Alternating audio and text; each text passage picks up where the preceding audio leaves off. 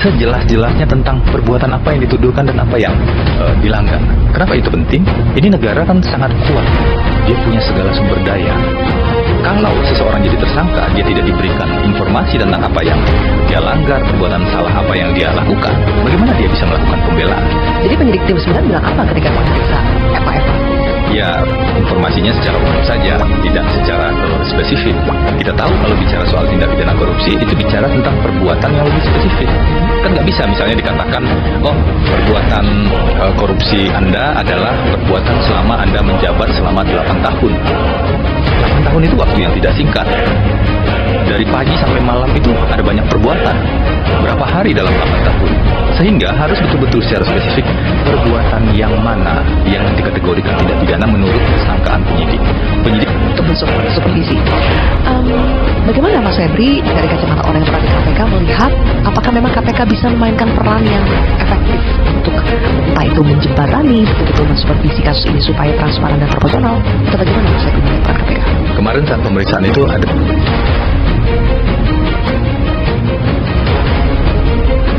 dan dalam episode kali ini kami akan mengangkat sebuah kasus yang tentu saja sedang menjadi sorotan di Republik ini, yaitu kasus yang melibatkan mantan Jampitsus Febri Adriansyah.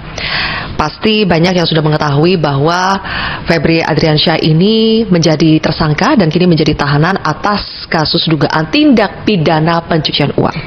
Dan ini bukan kasus yang sederhana, karena sebelumnya kasus ini sempat ditangani oleh Kortas Tipikor Polri. Dan kita tahu pada saat itu penggeledahan di sejumlah lokasi mencengangkan karena banyak sekali temuan-temuan yang mengejutkan, seperti misalnya ada 74 kg emas dan juga uang ratusan miliar di rumah Febri Adriansyah.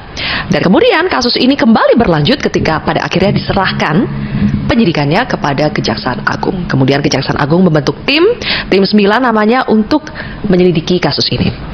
Baik, untuk lebih jelasnya sudah bergabung bersama saya di sini ada kuasa hukum dari mantan Jampitsus Febri Adriansyah yang kebetulan namanya juga mirip, Febri Diansyah. Mas Febri, apa kabar? Apa kabar Mbak Zulfia? Mas Febri, mungkin sebelum kita ngomongin yang serius, saya pengen tahu dulu ini kedekatan, kemiripan nama ini sengaja atau bagaimana nih? Kok bisa Febri Diansyah kemudian menjadi kuasa hukum Febri Adriansyah? Itu sampai kami wartawan agak rancu nih ngomong Febri yang mana? Sama-sama lahir di bulan Februari. Dan sempat nyasar juga, jadi waktu penggeledahan itu kan muncul nama Pak Febri itu kan se-Indonesia mungkin tahu ya. Jadi Instagram saya waktu itu diserbu. Oh, itu belum ditunjuk sebagai kuasa hukum ya? Belum, masih jauh. Penggeledahan mungkin sekitar tanggal 11 sampai 13 Juli ya. Jauh sekali, saya baru ditunjuk di sekitar tanggal 23 atau 24 Juli. Jadi masih di Jogja waktu itu. Ramai sekali Instagram kan. Jadi Mas Febri ini dikira sebagai Instagramnya Jampitsus itu, Febri Adriansyah. Karena namanya mirip, kan cuma beda satu huruf untuk kata pertama. Betul, berarti sekarang saya panggil Pak Febri Adriansyah itu Eva saja ya, untuk membedakan dengan Mas Febri ya, supaya tidak rancu ya. Jadi Mas Febri ini kan menggantikan, sebelumnya itu kita tahu ya, pengacaranya itu adalah Hotman Paris. Singkatnya, bagaimana itu menggantikan itu, ceritanya bagaimana? Apakah memang ditunjuk langsung atau direkomendasikan oleh Bang Hotman atau bagaimana? Hari Kamis ya, sebenarnya nggak tepat juga mungkin dibilang mengganti ya, karena waktu saya dihubungi itu seingat saya Bang Hotman belum mundur saat itu, seingat saya ya. Jadi saya dihubungi oleh salah satu kolega dan mau diskusi, jadi tidak tahu itu kasus apa.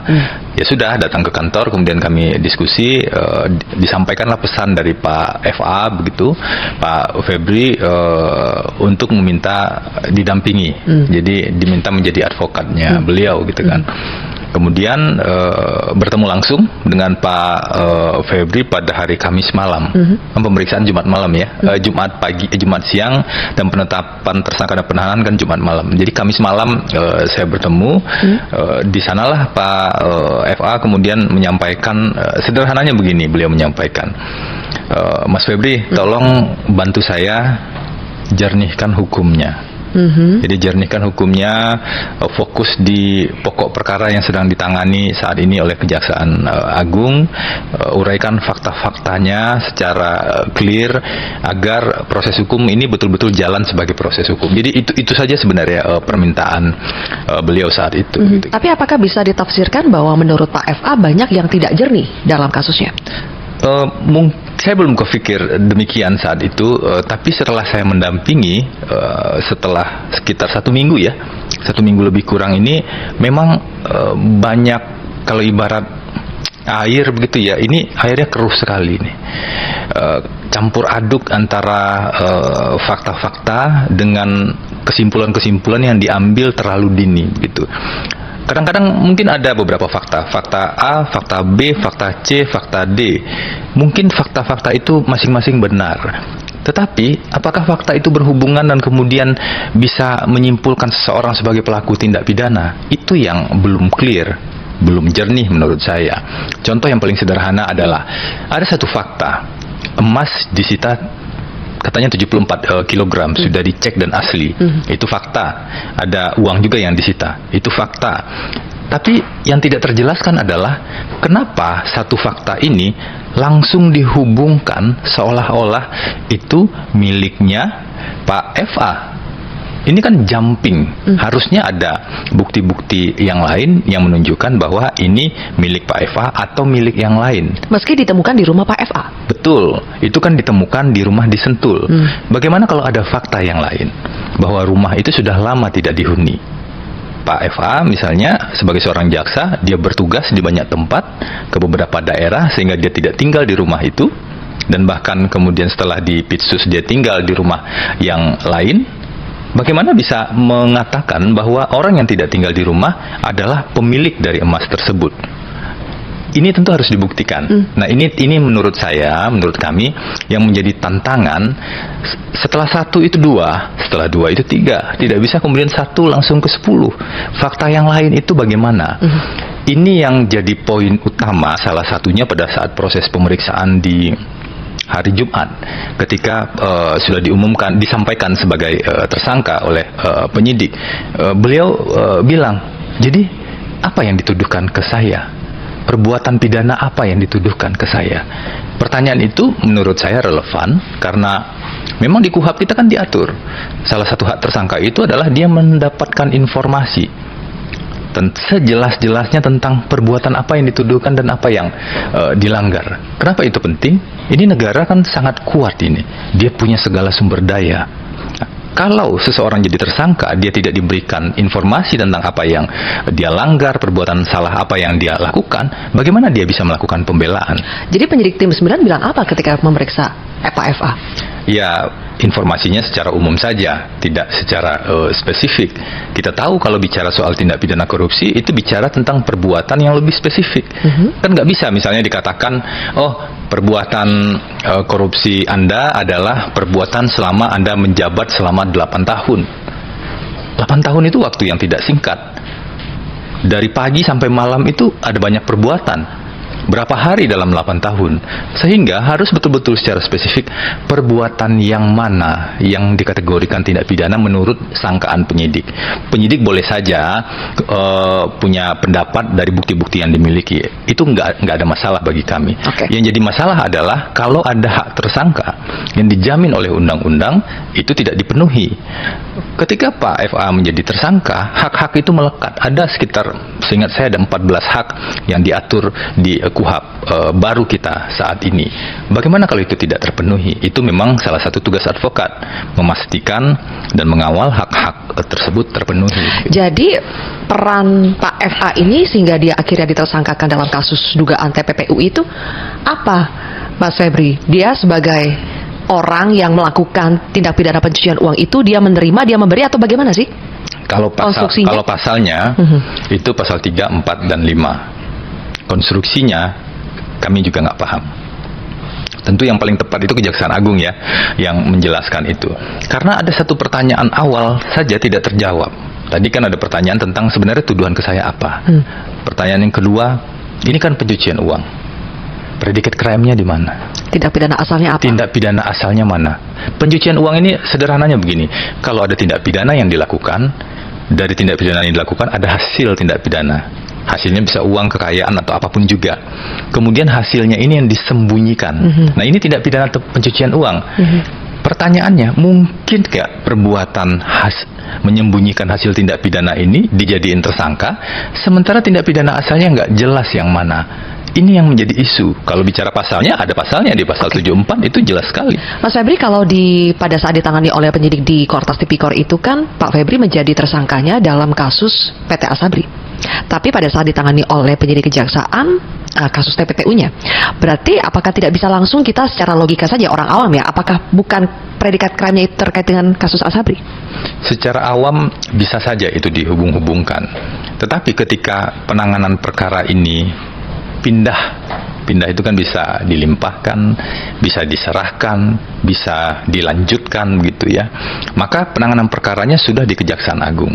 Yang berwenang adalah penyidik di Kejaksaan Agung. Makanya Kejaksaan Agung kan menerbitkan 3 sprindik umum. Jadi nggak tiba-tiba copy paste begitu ya, penetapan tersangka di Polri. Tapi buka dulu penyidikan tindak pidana sprindik umumnya. Nah, sprindik umum sudah dibuka. Ada Tipikor, ada TPPU. Pertanyaannya, kenapa penetapan tersangkanya TPPU duluan? Tentu jadi pertanyaan, di mana tindak pidana asalnya? Sementara sprindik tindak pidana asal itu belum ada tersangkanya. Wajar kemudian ini jadi pertanyaan. Karena begini, kalau emas itu dijadikan objek, kalau uang yang ditemukan itu dijadikan objek dari TPPU, pertanyaan yang relevannya pertama, ini penting sekali disampaikan sebagai edukasi publik, itu milik siapa emasnya? Oh, ada yang ngaku, benar nggak itu emas milik yang ngaku itu? Belum tentu kan? Don Rito yang mengaku ya? Siapapun itu yang mengaku, apakah itu benar milik dia atau milik orang lain? Kan harus dibuktikan. Apakah milik Pak FA atau tidak milik Pak FA? Pak Kan FA harus tahu dibuktikan. siapa pemiliknya? Pasti ada pemiliknya. Kalau beliau bilang kan pasti ada pemiliknya. Di konversinya mengatakan seperti Betul. itu. Pasti ada pemiliknya, ada pengusahanya, ada usahanya seperti itu ya. Berarti Pak FA tahu dong siapa pemiliknya? Saya belum dapat informasi yang lebih detail ya soal itu. Tapi yang pasti begini, penyidik itu kan punya kewenangan yang luar biasa besar ya. Dia bisa memanggil orang. Kalau orangnya nggak datang bisa dia panggil paksa. Bisa lakukan penggeledahan, bisa lakukan penyitaan, bisa lakukan penyadapan dan lain-lain. Itu negara udah kasih kewenangan dan senjata yang luar biasa. Nah, gunakanlah kewenangan itu, cari siapa pemilik emas itu, agar lebih terang ini jalan menuju proses hukumnya. Jangan bergantung pada, oh ini mengaku atau tidak nih tersangkanya. Kan nggak zaman lagi orang disuruh ngaku baru penanganan perkara dilakukan, apalagi kita tahu betul nih kredibilitas. Saya tahu secara personal, saya tahu kredibilitas dari tim 9 ini ketika mereka bertugas di KPK. Karena itulah kemarin Pak FA bilang coba di-clearkan dulu, klarifikasi dulu. Ini benar nggak milik A, milik B, atau milik C. Kemudian setelah tahu, baru cari apa hubungannya dengan saya. Jangan tiba-tiba lompat kemudian penetapan tersangka ke Pak FA. Kan konstruksi berpikirnya kurang lebih Pertanyaan demikian. itu muncul tidak, ditanyakan tidak oleh penyidik 9 ke Pak FA? Apakah Pak FA tahu siapa pemilik itu? Ada pertanyaan itu. Oke. Dan beliau mengatakan itu seharusnya penyidik yang menelusuri lebih lanjut kalau beliau tidak mengetahui hal tersebut. Nah, dalam konteks inilah sebenarnya kerja-kerja penyidikan seharusnya jauh lebih serius untuk menelusuri siapa sebenarnya pemilik emas tersebut. Sebentar Mas Febri. Jadi sebetulnya sekali lagi ya, Pak FA tahu atau tidak siapa pemiliknya? Karena pada saat dikonvers sepertinya tahu gitu kan. Dia mengatakan sendiri emas itu ada orang yang memilikinya, jelas itu. Memang tidak disebutkan siapa jelas identitasnya. Tapi tadi ada barusan mengatakan Pak FA meminta penyidik untuk menelusuri sendiri karena Pak FA tidak tahu. Jadi sebenarnya Pak FA tahu atau tidak? Jadi begini, kita pernah dengar, misalnya kita berdua ya, kita pernah dengar katanya gedung itu milik si A. Apakah itu bisa menjadi pengetahuan yang valid secara hukum? Enggak bisa. Jadi pengetahuan dalam pemahaman awam itu nggak bisa dikonversi menjadi bukti hukum. Siapa yang bisa menemukan bukti hukum itu? Penyidik. Itu tugas mereka. Jadi kalau itu jadi tugas penyidik, jangan dibebankan kepada tersangka, jangan dibebankan kepada pihak lain untuk kemudian harus mengakui, harus menyangkal. Periksa orang-orangnya, klarifikasi, cari dan telusuri. Kan sudah dikatakan, oh sudah lakukan pengecekan ke Pegadaian, bekerja sama dengan FBI dan lain-lain. Itu bagus. Kalau dicek ke Pegadaian kan bisa tahu ini asli atau tidak. Apakah hasil pengecekan ke Pegadaian bisa menunjukkan, oh ada sidik jari pemiliknya di sini nih? Nggak bisa kan? Pegadaian adalah pengecekan keaslian. Kalau cek ke FBI mungkin dapat data-data latar belakang kapan dicetak atau segala macam dari uang tersebut. Apakah FBI tahu siapa pemiliknya? Nggak bisa dengan data-data itu. Karena itulah stepnya sebenarnya masih panjang. Yang dikritik oleh Pak FA sebenarnya yang disampaikan ada step-step yang masih harus dilakukan kalau betul-betul ingin hati-hati. Ini kan perkara besar, harus hati-hati betul dalam menangani perkaranya. Jadi ada step-step yang harus dilakukan. Kalau step-step itu sudah dilakukan, sudah lebih terang beberapa pertanyaan utama tadi, maka nggak ada masalah secara hukum. Nah, yang jadi soal adalah cepat sekali prosesnya, padahal sejumlah tahapan-tahapan itu belum dilakukan. Dan sebetulnya benar tidak Mas Febri kalau sebetulnya salah satu cara untuk penyidik menelusuri dari mana asal-usul emas dan uang itu ya salah satunya dengan bertanya kepada Pak FA yang waktu itu mungkin statusnya masih menjadi saksi ya, itu adalah salah satu cara penyidikan. Bertanya ke saksi itu untuk menemukan sebuah fakta itu mungkin cara yang tidak bisa disebut sebagai sebuah cara yang dalam tanda kutip cerdas dalam konteks menelusuri kepemilikan sebuah benda.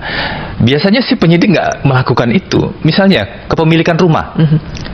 Kan nggak nanya pada siapa yang tinggal di rumah. Boleh saja sih nanya, tapi nggak bisa langsung dipercaya kan. Harus dicek. Ini rumah ceknya ke BPN kan. Di BPN ada suratnya. Sejak kapan? Notarisnya siapa? Ada transaksi jual beli nggak? Harus dicari bukti yang lain. Harus dicari bukti yang lain. Alat bukti itu kan banyak. Ya, nilai pembuktian juga beda-beda ya. Keterangan saksi. Contoh saksi ya. Kita sering dengar saksi itu bisa berubah-ubah keterangannya. Di penyidikan mungkin dia agak tertekan atau dia lupa. Di persidangan dia bilang berbeda lagi.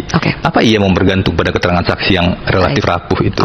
Mas Febri, saya ingin menelusuri soal ketika Pak Febri sempat mengatakan di konvers bahwa uang emas itu ada pemiliknya, tapi kita tahu tadi Mas Febri mengatakan bahwa Pak FA itu sudah lama tidak tinggal di rumah Sentul itu.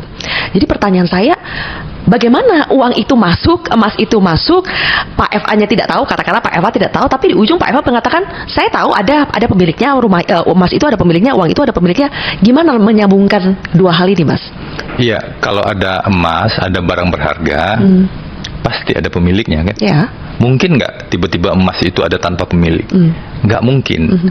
Jadi itulah yang harus ditelusuri lebih lanjut. Dan meskipun Pak FA tidak tinggal di situ, Pak FA harusnya tahu tidak? Bagaimana proses uang sebegitu banyak, emas sebegitu banyak itu masuk? Apakah selama ini benar-benar tidak tahu ada uang dan emas? Misalnya nih Mbak Zulfia punya 2 rumah, apalagi kalau punya 3 rumah kan? Udah lama nggak ke rumah yang udah lama, mungkin 5-10 tahun yang lalu, sekali-sekali ke sana begitu. Apakah kita bisa tahu siapa yang buka pintu? Siapa yang kemudian masukin barang tertentu di sana? Kalau barangnya emas dan uang, harusnya saya diberitahu dong, Mas. Harusnya. Kan? Harusnya. Tapi apakah itu akan selalu terjadi? Kalau rumah itu ternyata digunakan untuk penyimpanan itu tanpa diberitahu, mungkin nggak terjadi. Oh, jadi bisa ada potensi Pak Febri tidak tahu karena memang sengaja tidak dikasih tahu. Itulah yang makanya poin saya adalah ini kan terlalu banyak ruang samar dan ruang abu-abu nih. Ada sebuah rumah, ya udah diakui kan, beliau kan mengakui, ya betul itu rumah sebenarnya rumah milik keluarga ya, betul itu rumah dari keluarga Pak FA. Tetapi bagaimana kalau pada saat itu sudah sejak lama ya, beliau ada riwayat karirnya. Seingat saya tugas di Jawa Tengah atau di mana di luar daerah dan beliau sudah pindah ke sana. Jaksa kan biasa saja, dia pindah dari satu tempat ke tempat lain dan itu kan bisa dicek. Bisa dicek apakah benar dia tinggal di rumah dinas yang mana atau di rumah yang lain dalam rentang masa menjabat tersebut. Nah, itu kan tantangan bagi penyidik. Apa iya beban pembuktian itu kemudian dipindahkan karena Anda sudah jadi tersangka? Anda harus buktikan. Di pencucian uang memang ada pembalikan beban pembuktian. Tetapi bukan untuk membuktikan soal kepemilikan. Kepemilikan tetap harus penyidik yang membuktikan. Pembalikan beban pembuktian di pencucian uang adalah membuktikan bahwa harta benda yang dia miliki itu bukan berasal dari tindak pidana. Ini benar. Ada pembalikan beban pembuktian atau pembuktian terbalik yang kita kenal. Tapi siapa pemiliknya kan harus clear terlebih dahulu. Maksud saya begitu. Jadi gunakanlah kewenangan itu dengan sungguh-sungguh, dengan sebenar-benarnya, agar terang ini peristiwa. Sekarang kan sudah ada yang mengakui ya, Mas Febri, Don Tito itu mengaku bahwa emas dan juga uang yang dititipkan dalam tanda kutip di rumahnya Pak FA itu adalah miliknya. Apakah orang yang rumahnya dititipi harta atau aset yang diduga itu adalah hasil pencucian uang, saya sempat mendengar dari Bu Yenti ya, karena pernah menjadi narasumber kontroversi, itu bisa kena, tahu atau tidak tahu gitu loh. Kalau rumahnya dititip pun bisa kena gitu. Kalau menurut Anda bagaimana? Kena jerat hukum maksudnya ya? Ya, TPPU itu ada 3 ya. Satu, menempatkan kekayaan yang diduga hasil tindak pidana. Yang kedua, di pasal 4 itu menyamarkan kekayaan yang diduga hasil tindak pidana. Yang ketiga, menerima. Jadi ini TPPU pasif nih, kekayaan yang diduga hasil tindak pidana.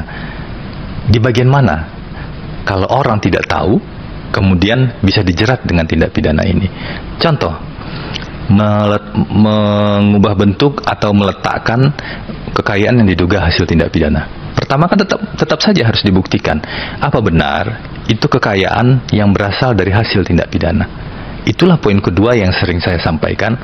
Selain tahu siapa pemiliknya, cari tahu asal-usul kekayaan ini bagaimana. Kalau sudah tahu asal-usul kekayaannya, baru kita bisa bicara, oh ya, kekayaan ini dari hasil tindak pidana. Oh bukan, ini dari hasil bisnis yang sah. Kemungkinan itu kan masih bisa terjadi. Kalau kekayaan itu hasil tindak pidana yang mana? Ada banyak sekali. Jadi kita tidak mungkin tiba-tiba jumping langsung ke kesimpulan ketika ada aset yang ditemukan di rumah yang lama, begitu ya, misalnya di rumah yang lama, maka pemilik rumah itu bertanggung jawab secara pidana. Tunggu dulu, tindak pidana ini harus dibuktikan mens reanya, kesengajaannya. Apa itu kesengajaan? Mengetahui dan menghendaki. Jadi dia harus tahu persis dan dia menghendaki akibat dari kejahatan itu. Ini kan gak gampang membuktikannya. Ya. Harus tahu dulu predikat krimnya seperti apa, ada mens rea atau tidak. Tapi boleh kita tahu sebetulnya hubungan Pak FA dengan Don Tito yang mengaku memiliki emas dan uang itu apa ya, Mas? Itu juga ditanya oleh penyidik. Jadi penyidik bertanya terkait dengan hubungan dengan Don Tito atau seberapa sering bertemu dengan Don Tito. Disampaikan oleh Pak FA pada saat proses pemeriksaan itu bahwa Pak FA ini sering bertemu dengan orang-orang dari alumni atau dari kampung lah begitu ya, dari Jambi. Nah, di sana Don Tito ada salah satunya. Jadi kadang-kadang ketemu rame-rame, kadang-kadang ketemu beberapa orang. Don Tito adalah salah satunya di sana. Dan hubungan ini kan sudah lama dibangun, seperti misalnya si A mungkin kampungnya di Sumatera begitu, dan merantau, biasa itu berkumpul rame-rame. Nah, itu dijelaskan di sana. Apakah mungkin kemudian ada persekongkolan dari pertemuan-pertemuan seperti itu? Bisa ya, bisa tidak. Bagaimana cara mengetahui ada atau tidak persekongkolannya? Cari buktinya. Kembali lagi ke sana. Kita akan balik lagi pada seberapa kuat kualitas bukti yang ada itu. Nah, itu yang betul-betul jadi concern Pak FA ketika diperiksa, kualitas bukti. Kualitas bukti. Jangan kemudian ketika ada bukti A, bukti B, bukti C yang belum tentu saling berhubungan, kemudian dikait-kaitkan dan timbul sebuah kesimpulan. Itu yang berbahaya dalam sebuah proses penyidikan. Kalau buktinya clear, ya jalankan saja. Tapi menurut penyidik mungkin berbeda lagi ya. Ini kan dari perspektif kami. Oke. Mas Febri ikut terus mendampingi ketika pada proses pemeriksaan, Pak? Ya, saya mendampingi mulai pukul 2 ya. Oke. Pemeriksaan sebagai saksi sampai jam 7. Sampai jam 11 malam. Jam 7 itu ditetapkan sebagai tersangka. Ya, jam sebelum maghrib sudah selesai proses pemeriksaan sebagai saksi, kemudian teknis di print dan segala macam, sholat maghrib. Nah, setelah itu jam 7 disampaikan. Tersangka untuk TPPU-nya? Tersangka untuk TPPU, sekaligus diberikan surat perintah penahanan. Jadi 2 dokumen yang langsung diberikan jam 7 itu. Oke, 2 dokumen ya. Karena mungkin pemirsa juga harus tahu konteksnya ada pada saat Pak FA itu diperiksa Jumat minggu lalu, itu masih konteksnya sebagai saksi untuk kasus dugaan TPPU-nya. Betul, sebagai Jadi saksi. pada saat pemeriksaan pada jam 7 malam itu barulah ditetapkan sebagai tersangka untuk dugaan TPPU-nya plus diberikan surat penahanan.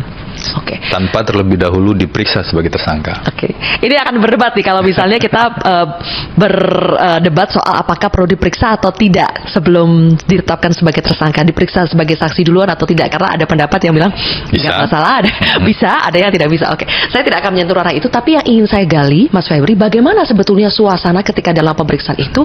Kita tahu sejak awal nuansa politis yang ada, nuansa tidak enaknya itu pasti ada, makanya sampai dibentuk tim khusus di kejaksaan. Dan Pak FA ini kan senior, mungkin yang memeriksanya juga adalah anak buahnya atau orang yang pernah dia ajari begitu ya. Nuansanya seperti apa pada saat pemeriksaan itu?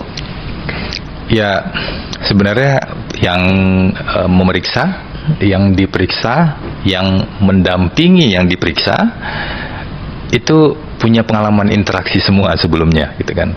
Yang meriksa itu senior-senior saya dulu di KPK. Jaksa-jaksa, bisa disebut jaksa-jaksa terbaik begitu ya, ketika menangani perkara-perkara besar di KPK. Kemudian yang diperiksa adalah mantan Jampitsus. Tetapi sepengetahuan saya, para pemeriksa ini dulu backgroundnya bukan di Jampitsus karirnya, bukan di bagian Pitsus, tapi di bagian yang lain. Ada yang di bagian tata usaha negara atau karirnya di bidang yang lain. Karena di kejaksaan itu kan ada banyak ya, ada Jampitsus, ada Jampidum, ada Jamdatun, Jamintel gitu kan. Sepengetahuan saya, kalau saya skimming riwayatnya demikian. Tapi mungkin benar juga ya kalau ada situasi yang, karena ini memang situasinya kasusnya bukan kasus biasa begitu ya.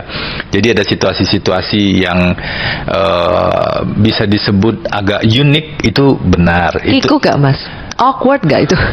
Agak-agak ada nuansa seperti itu juga ya. Tapi saya pikir saya perlu apresiasi juga teman-teman pemeriksa ini, meskipun dalam suasana seperti itu, toh akhirnya mereka di jam 7 itu mengatakan, menyampaikan soal penetapan tersangka dan penahanan itu. Saya pikir itu mungkin tidak mudah ya, dilakukan. Meskipun kami juga punya catatan terhadap sejumlah kelemahan dalam proses itu ya, tapi secara fair saya pikir mereka berupaya untuk menjalankan tugas mereka. Dan bagaimana Pak FA ketika diperiksa oleh dalam tanda kutip junior-juniornya itu? Gaya Pak FA itu seperti apa, Mas Febri? Ketika ditanya, beliau menjawab, menjelaskan. Jadi ada beberapa pertanyaan kan. Pertanyaannya kan bukan kayak pertanyaan ujian ya.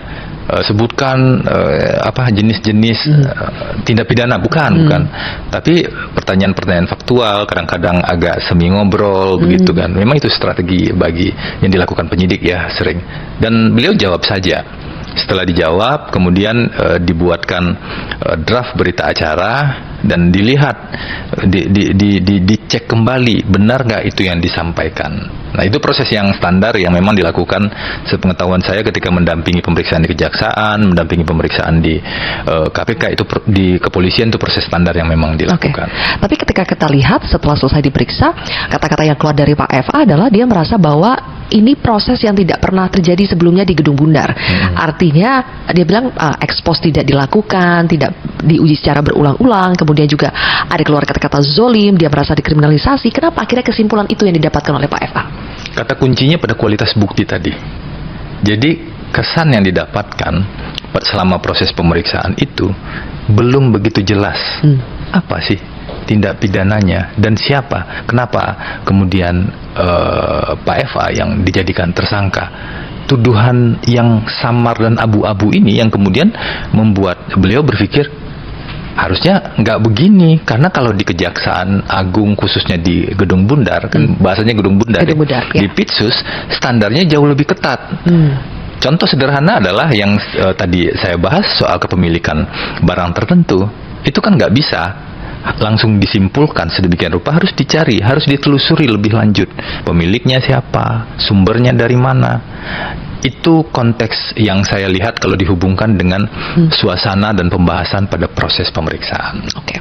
Dan Dan salah satu yang paling menyita perhatian Mas Febri adalah ketika Pak FA ini keluar tanpa rompi pink khas tahanan Kejaksaan Agung, tanpa tangannya tidak diborgol seperti biasa. Pertanyaan saya, apakah itu request dari Pak FA? Tidak ada request seperti itu. Tapi situasinya saya nggak begitu paham ya waktu itu. Setelah proses pemeriksaan itu kami kan terpisah jalannya. Pak FA jalan dengan tim di Kejaksaan Agung, kami advokat jalan lewat keluar di tengah untuk kemudian bicara ke wartawan begitu. Jadi kami jalan, saya dan tim jalan duluan pada saat itu kan.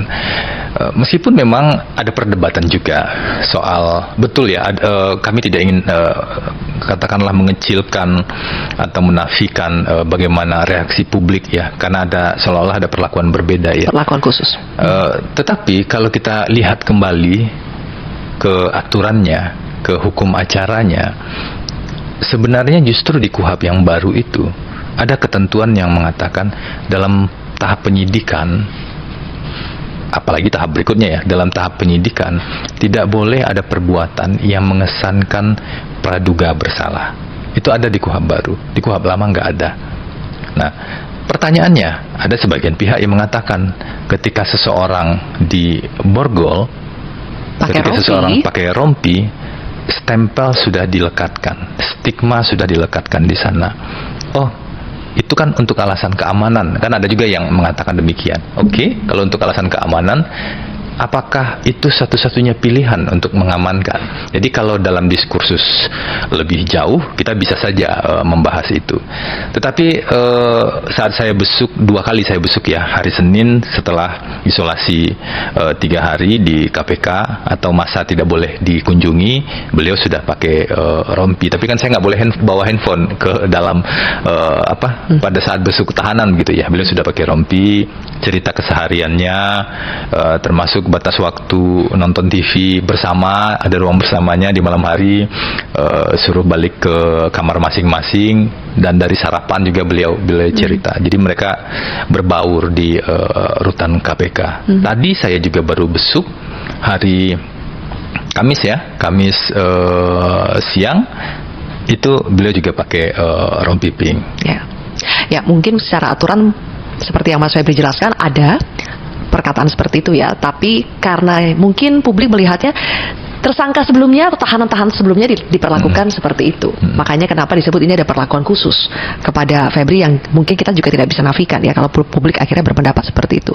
Tapi dari situ Mas Febri, ya mungkin akhirnya muncul keraguan juga apakah betul-betul kasus ini setelah ditangani oleh kejaksaan betul-betul bisa transparan, betul-betul bisa menjawab keraguan-keraguan publik yang ada selama ini. Dan saya tidak tahu apakah dari pihak Anda, pihak klien Anda itu juga memang ini tugas penyidik betul, tapi apakah merasa ada juga tanggung jawab bahwa apalagi sebagai mantan Jampitsus ada tanggung jawab memang kita harus memberikan kepercayaan, kita harus betul-betul bisa meyakinkan publik bahwa proses yang berjalan di kejaksaan itu benar.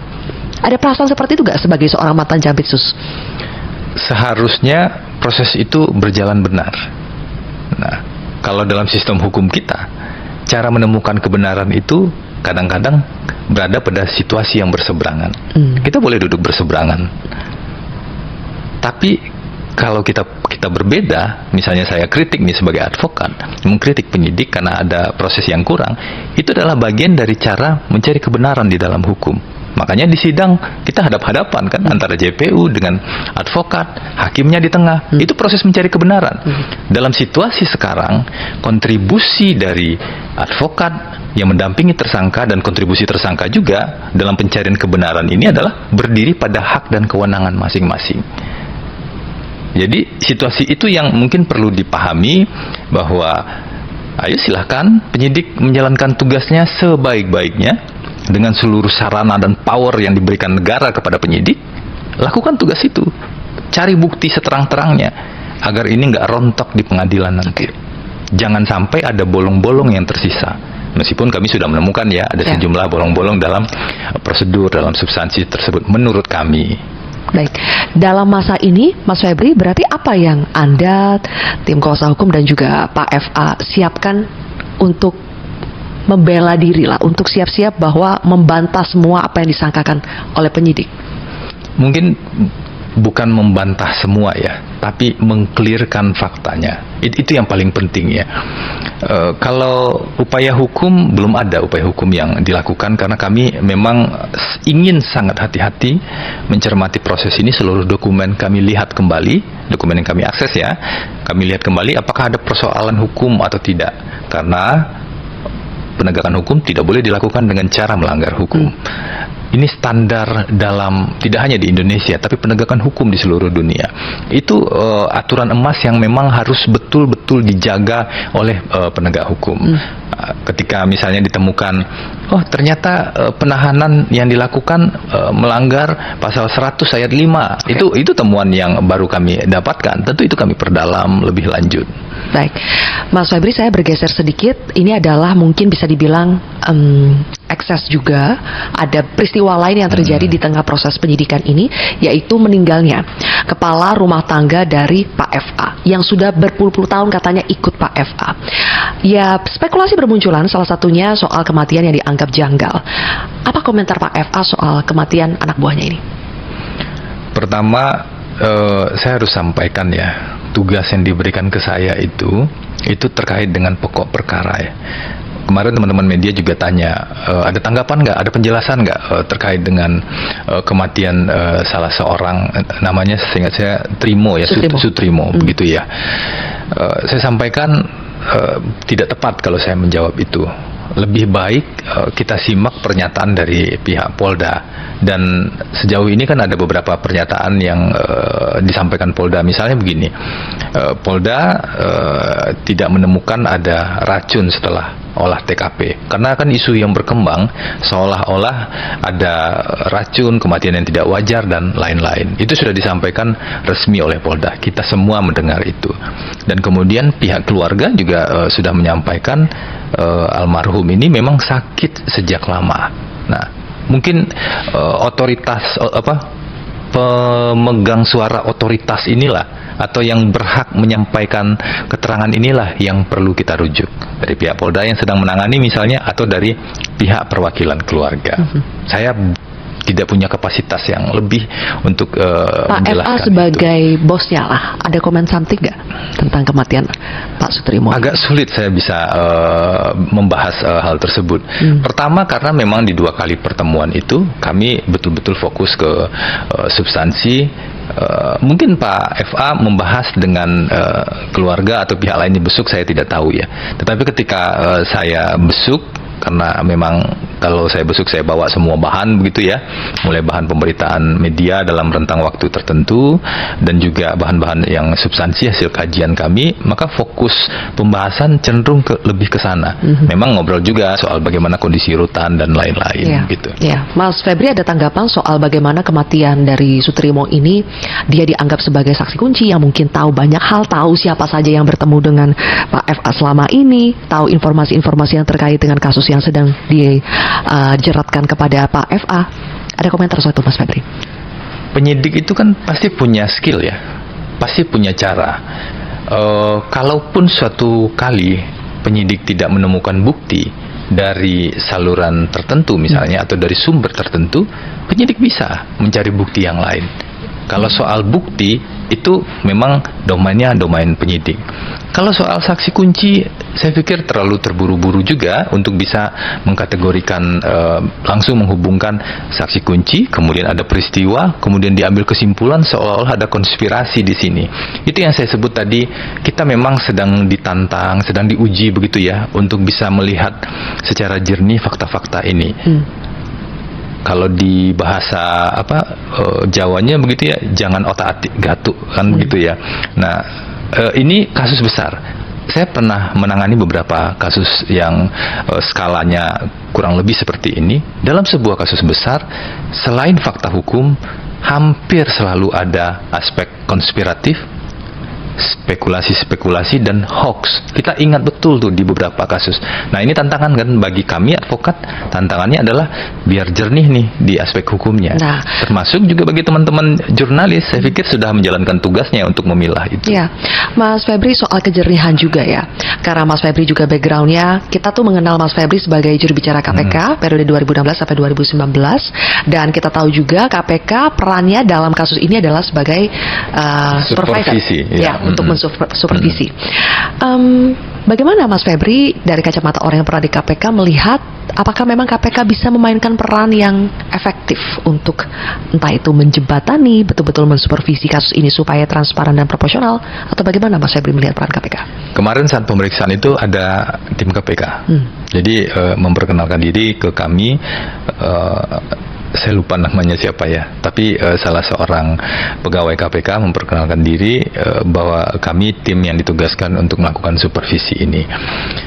Saya pikir kita lihat saja ya nanti sejauh mana KPK bisa menjalankan fungsi itu. Dan ketika ada tim yang supervisi itu jauh lebih baik menurut saya. Hal baik lainnya dalam penanganan perkara ini terlepas dari kami setuju atau tidak setuju ya, tapi bolehlah saya mengatakan itu salah satu aspek yang cukup baik ketika penahanan dilakukan di rutan KPK. Karena rutan KPK itu ibaratnya seperti benteng yang kalau bobol itu baru sekali bobolnya gitu, tapi sudah diperbaiki sedemikian rupa gitu ya. Kita ingat ada kasus yang lama ya. Pungli ya? Ya, tapi setelah itu ketika dilakukan perombakan secara signifikan, dari pengalaman saya di sana, klien-klien yang ada di sana itu nggak ada satupun yang dapat perlakuan istimewa sampai dengan saat ini. Artinya ketika Pak Eva ada di sana, beliau ya sama statusnya dengan tahanan-tahanan yang lain. Dan kalau dari kami ngobrol pada saat busuk, ya beliau menjalankan semua hal yang memang harus dijalankan itu. Oke, terakhir Mas Febri, menurut Anda atau menurut Pak FA juga, sebetulnya kalau misalnya memang ada dugaan ia dizolimi, dikriminalisasi, terlepas dari prosesnya dianggap yang masih banyak belum jernih, belum clear itu ya, motifnya apa? Apa yang sampai membuat Pak Febri ini, versi Pak Febri itu dizolimi? Apa motifnya? Kalau saya nggak tahu ya motifnya apa, tapi ada satu penggalan obrolan ya sebelum pemeriksaan. Waktu saya Kamis malam kami bertemu begitu, Pak Eva bilang begini, apa saya terlalu lama ya jadi Jampitsus? Saya ingat-ingat selama saya jadi Jampitsus, memang sejumlah perkara yang saya tangani itu kemudian menyentuh, bukan hanya menyentuh ya, tapi bisa menjangkau pihak-pihak yang disebut Pak FA istilahnya membongkar oligarki yang ada. Itu sempat jadi obrolan yang sebelum akhirnya saya pamit ya malam itu gitu kan. Tapi saya belum terlalu memikirkan apa maksud kalimat tersebut, karena pikiran saya masih penuh dengan pertanyaan-pertanyaan soal substansi perkara, kronologis atau fakta-fakta itu. Oke. Dan mungkin pemirsa bisa memaknai ya lebih jauh apakah maksud oligarki itu apa, apakah dikerjai atau bagaimana ya, kita percayakanlah pada proses hukum yang sedang berjalan ini. Mas Febri, terima kasih. Terima kasih Zulfi. Terima kasih atas waktunya, kita akan kawal terus dan mungkin nanti kita akan jumpa lagi di kesempatan berikutnya. Terima kasih. Mas Febri. Teman-teman, begitulah akhir dari episode